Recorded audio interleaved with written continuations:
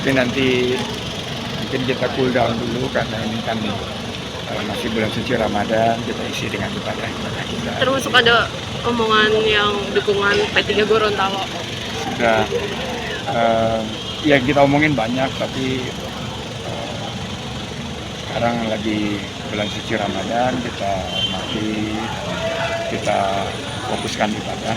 Mudah-mudahan ibadah kita di bulan Ramadan diterima, banyak memberkahan. Tadi juga duduk sebelahan sama dia, sama Pak Prabowo di penyerahan zakat. Kita janjian mau ketemuan lagi. Saya mau bawa teman-teman Basnas ke Kemhan gitu, bersilaturahim.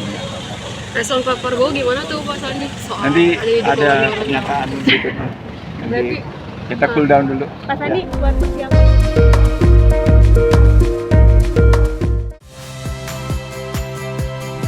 Saya Rahmat Ibrahim. Saksikan program-program Kompas TV melalui siaran digital, pay TV, dan media streaming lainnya. Kompas TV, independen, terpercaya.